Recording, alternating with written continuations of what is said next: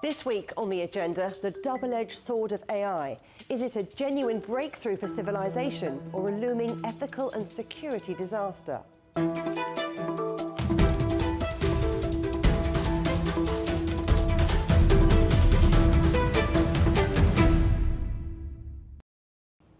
It's the most talked about technology since the birth of the internet. It's going to change the way we live and work, creating a new industrial revolution. I'm talking, of course, about generative AI, artificial intelligence.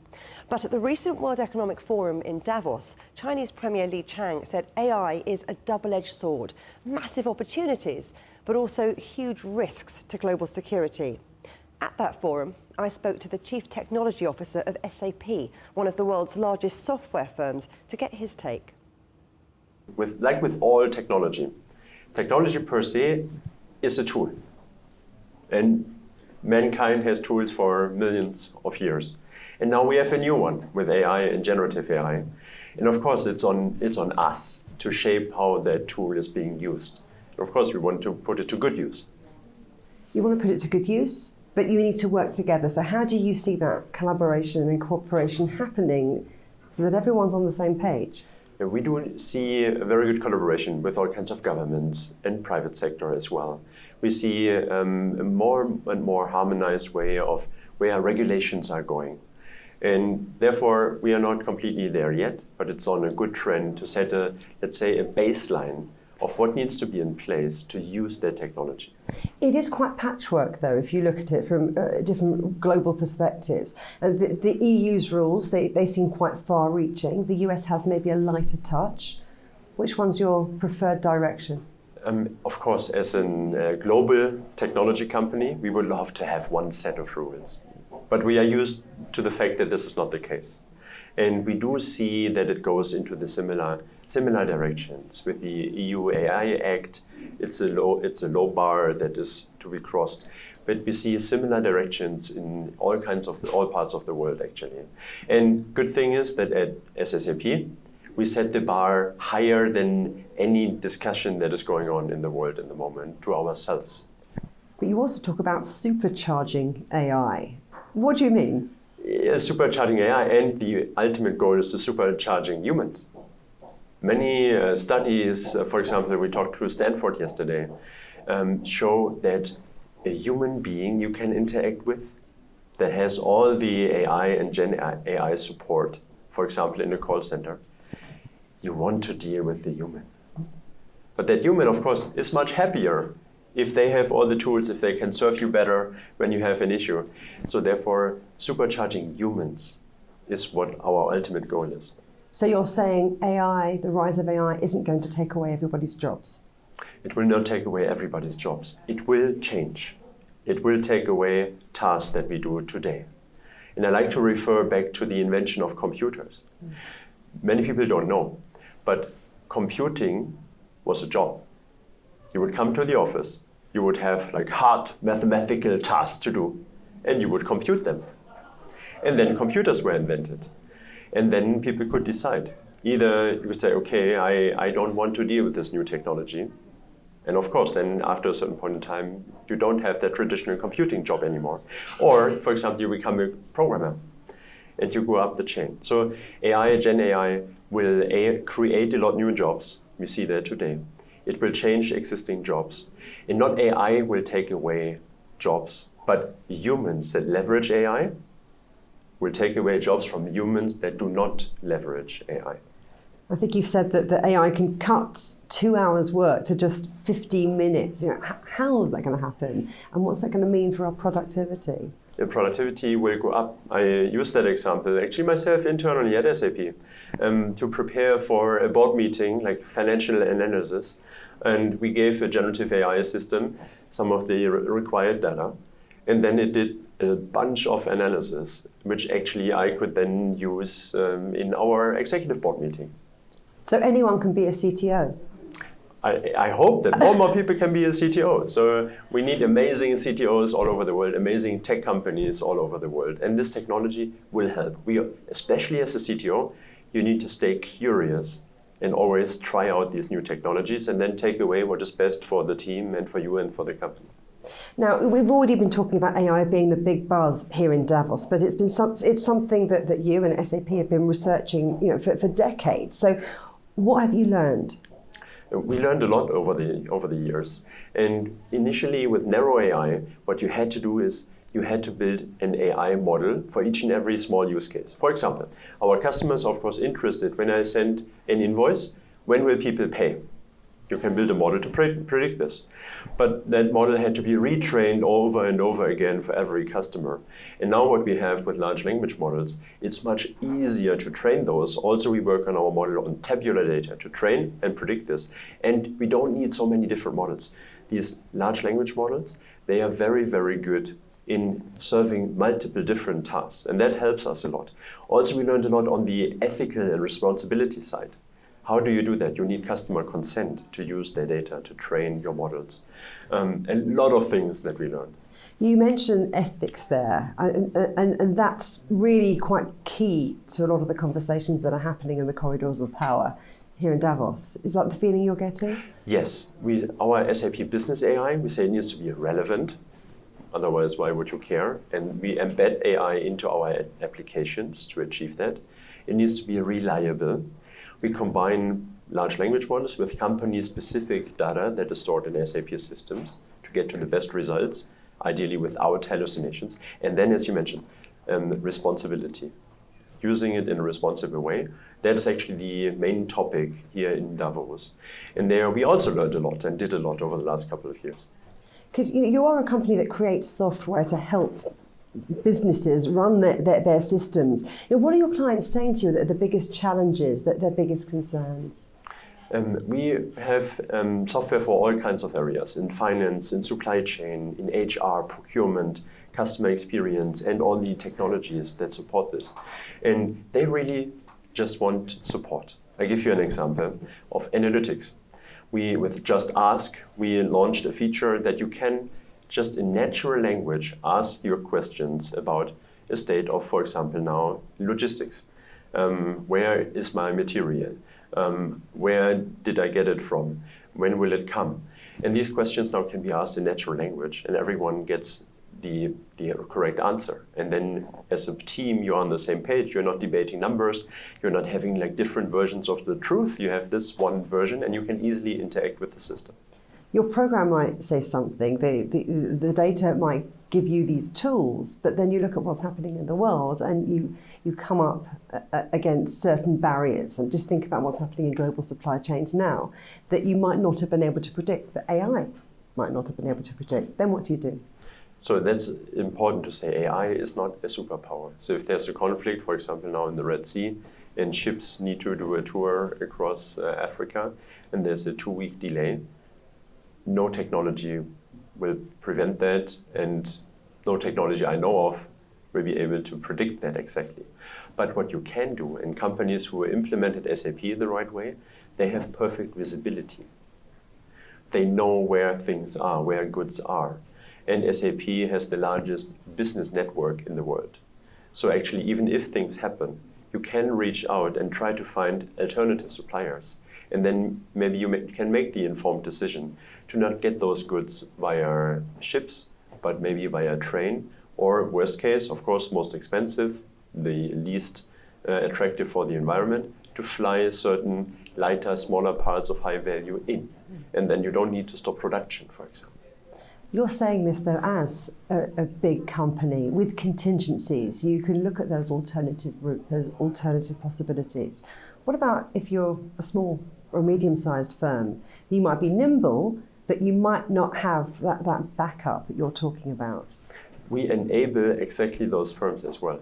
80-ish% of the SAP customers are small and medium-sized enterprises.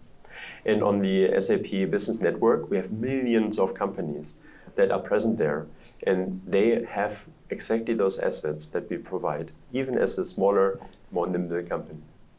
So you're very excited about the possibilities of the future and what AI can bring. What could potentially hold you back? I'm looking at the big political picture. This is a big year for elections.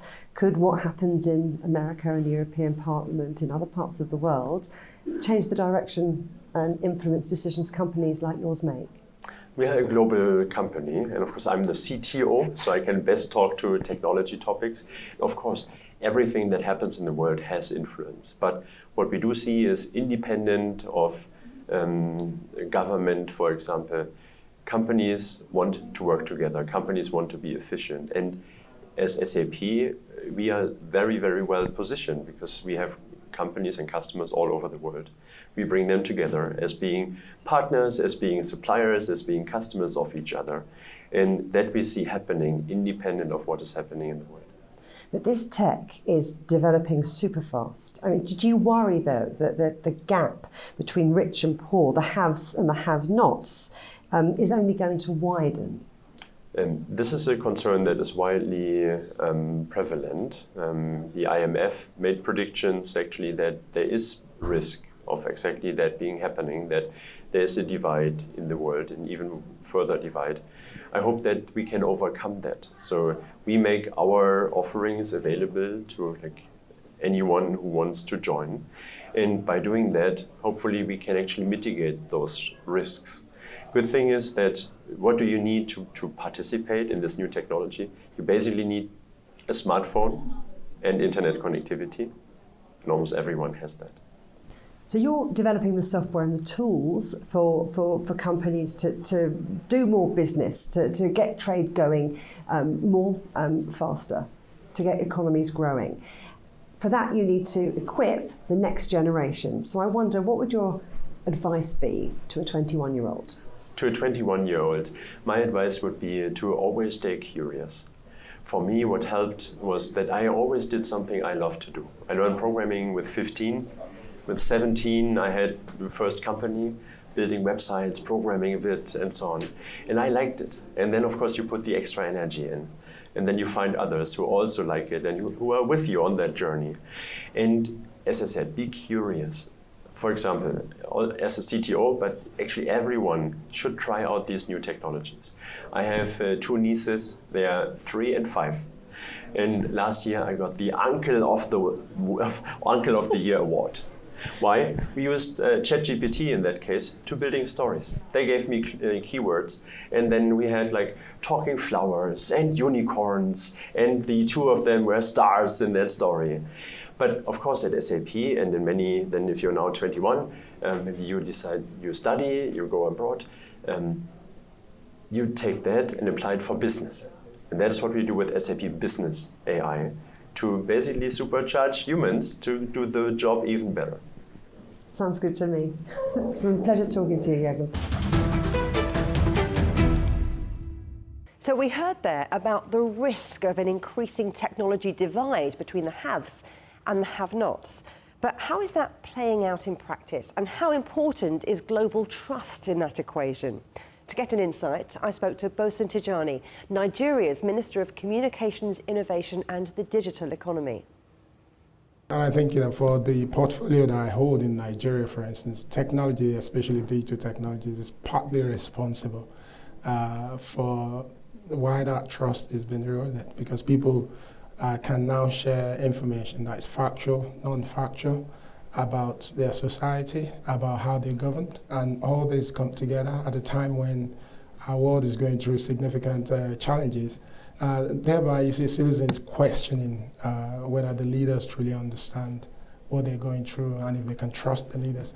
And I think the technologies, digital technologies, still offer a significant opportunity for us to bridge that gap if we communicate effectively, but also transparently.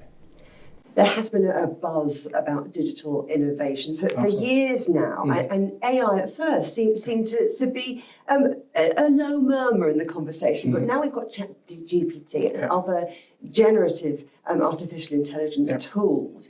Everyone's talking about not just the opportunities, but the risks, as you mentioned. So what's your take? How worried should we be? It's a significant question. I think we should be worried because of the power of artificial intelligence. It offers humanity the opportunity for us to use it to do things that we've never been able to do before. The opportunity for us to also get machines to think probably in ways that we can't think, and probably take decisions that humans are unable to take. I think that may be because these machines, by the power of AI models, they get a chance to be able to aggregate deep insight, and based on the insight, historical knowledge, can take decisions that we can't take. So we should obviously prepare to manage it better. I think humanity has done this over the years, where phenomena come and we find ways to regulate it, manage it appropriately to create value. But I also think we shouldn't allow that to erode the opportunities that we have in it to develop. There's so many parts of the world that can use better insights so that we can manage our resources better, so that we can put the little resources we have to good use for our people. I think AI gives us that chance to do things smarter, faster. But with every good thing is also significant challenges as well. So that's the big problem or challenge that leaders have to face today and fix. So we should be positive about it. So let's talk about Nigeria, which is, I think, the #1 startup hub in all of Africa. Yeah. China's President Xi Jinping said last October that he wanted China to invest more in Nigeria's economy, digital economy. Yeah. So how do you see that playing out? As far as we welcome it because Nigeria has the 6th largest population. I think historically people tend to see it as a problematic nation, but the reality is that it's a significant country that can contribute to the world in immense ways. When you think of the fact that currently workforce shortage all over the world is a big problem, Nigeria is a native, in a way, English-speaking country. There's significant contribution we can add to the world. Very youthful population as well. 60% of our people are under the age of 25, which means the workforce that we need to continue to power economies all over the world, Nigeria can actually significantly contribute to that. Then when you look at the resources as well, food security challenges is something Nigeria can contribute to. What we need to do is to mainstream access to knowledge, and that's where digital economy comes to play. If we want to diversify economies like Nigeria, we have to ensure that we're applying digital technologies to raise the level of productivity in key sectors in countries like that. And that is where investing in the digital economy is not just helping Nigeria to raise its own productivity level and provide for its people, is also empowering a significant country to contribute to world development as well. But what about talent? There's a bit of a race for global talent, and I'm wondering if you're seeing things like entrepreneurs and engineers as maybe being that geostrategic assets now. And where's Nigeria in that conversation? It is, but the question is there really a race for talent, for global talent? I don't think so. I think quite a number of countries are aging. If you look across Europe, the population is dwindling. So there's really no competition. I think the gap in global workforce is significant, and we must come together to fix it. And that's where countries like Nigeria can really play, significant roles if we accelerate talent development. And that's what this government has been investing in. Our president is extremely bullish about it, not just in technology, across several tech sectors. The first thing I did as a minister when I was appointed was to launch a talent accelerator program that is looking to train 3 million technical talents. And that's been well received in the country. And so we do see Nigeria not being able to supply the technical talent that it needs to develop its own digital economy, but also Nigeria becoming a net exporter of technical talent globally as well. And as we talk about that and how technology is proliferating, we need to talk about regulation, because at the moment it's a bit patchwork, isn't it? And I wonder if you favour the EU's far-reaching or the US's lighter touch approach. That's a difficult question. It's a difficult question because I think as a nation, you can only sensibly participate in this kind of decision as to which is appropriate when you have a clear understanding of which of the approaches puts you in a position to be able to first protect your own economy and people, but also participate in the development of the world in a manner that doesn't compromise yours as well. And I think when you look at some of the issues around regulations around especially artificial intelligence, for instance, most African countries are late to the game. So we're still in the process of actually articulating our position. And without properly articulating our position, it's difficult to jump on one side of the... Nicely dodged. Thank you very much. Bosun, absolute pleasure talking to you. Still to come here on the agenda, free for all or a massive money spinner? We'll consider how the world's tech giants are looking to monetize AI.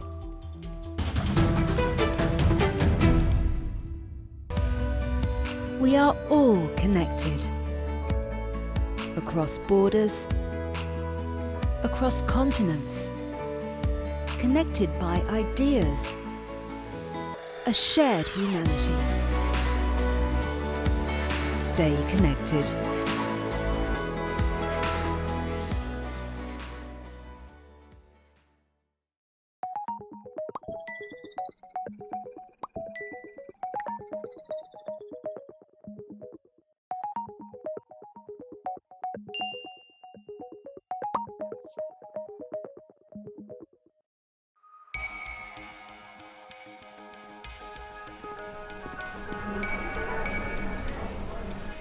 You're watching breaking news on CGTN.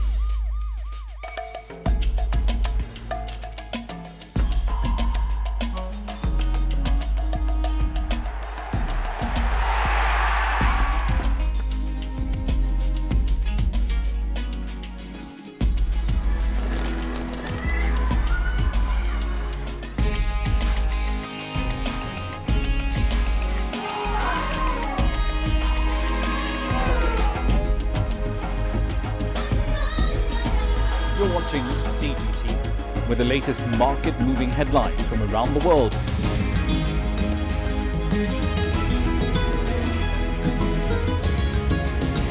Welcome to the world today on CGTN.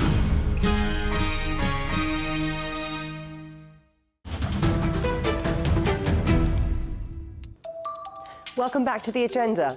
Many people's main interaction with AI now will be through the likes of ChatGPT, which for most is a free service. So where is there money to be made in this new tech revolution? Well, with me now is Jose Parra-Moyano, Professor of Digital Strategy at the International Institute for Management Development. Thanks for coming on the agenda. Now, investors have piled into AI in sectors from manufacturing to healthcare, helping them operate. But when is it going to start making money? Thank you very much for the invitation, and thank you very much for the question, which is definitely one of the most relevant ones for investors and business leaders. To answer it, I would say that first we need to understand that artificial intelligence is a tool that can be used in many different forms within the organization. So what organizations are doing these days, or starting to do these days, is to use specific tools for addressing specific problems. What we will observe in the near future is that teams utilizing these tools are going to address those issues, those problems, in a better way than teams don't using these AI-enabled or AI-based tools. And therefore, their performance in general is going to be better. Now, what is going to be the exact financial effect of using that tool, artificial intelligence-based tool? That's difficult to answer, but what I am sure that we're going to observe, as we have started to observe already, is that the teams within the organization that use these tools are going to perform better than those don't using them. All of the big tech companies, Meta, Alphabet, Amazon, Apple, Microsoft, they highlighted in their earnings reports the role of artificial intelligence in monetizing their AI ambitions. But how can they rely on those corporate customers paying for things like cloud services? And the technology is changing just so fast, and consumers are getting it for free. Yes, what consumers are getting for free now is, if you like, a version of ChatGPT, right? OpenAI version. Or what we get for free is Facebook, the social network. Now, the ones paying for that in the first case are those that pay for the extra license, for the couple of dollars a month that gives them access to some premium features. And they are many. Many people are paying for that. So in the case of OpenAI, I would expect that as they continue increasing the breadth of services that they offer, more people are going to continue paying for the licenses. As of other companies, in the moment, like Facebook, Microsoft, etc., in the moment in which they start offering new services based on AI, and if we want to jump on the easiest understanding of AI and we constrain ourselves to ChatGPT-like tools, then more consumers are going to be requiring access to these services and therefore pay for them. So it's going to cost all of us a lot more money. I mean, I wonder, though, Jose, about competition and if companies are going to be keeping all of their plans secret, private, close to their chest, because this technology is moving so fast and they don't want their competitors, you know, to get there first. That makes it really hard to talk about potential profits, doesn't it? Absolutely, absolutely. The interesting twist about artificial intelligence in general is that it really relies on data. So let's say the tool, the neural networks behind the transformers, many of them are open. What will make a tool better than the other is the data with which it is trained. So I think that the discussion about competition should be directed towards who is owning which data. Who is the company that has exclusive access to some data about users, about financial markets, about performance, about competitors. And the question there is if they are going to be able to utilize that data to train their own artificial intelligence that will give them this competitive advantage. China's Premier Li Qiang said recently that there needs to be a red line in AI development, a line that mustn't be crossed. Where do you think that line is? That line, I think, lies or is in not giving this type of systems too much power to take action or to make decisions if we give the artificial intelligence these human-like attributes where the errors can be fatal. AI will do errors, just like humans will do errors, just like any type of system will eventually do an error. We need to assess very clearly what are the consequences of making an error. Let me give you a practical example if this is what we're looking for. If an artificial intelligence is set to determine a treatment for a patient, and by administering a dose of particular medicine, an error may lead to the death of that patient, then eventually we want to set a red line there and say at some point we need always a human bottleneck that will determine if we follow the advice of the artificial intelligence or not.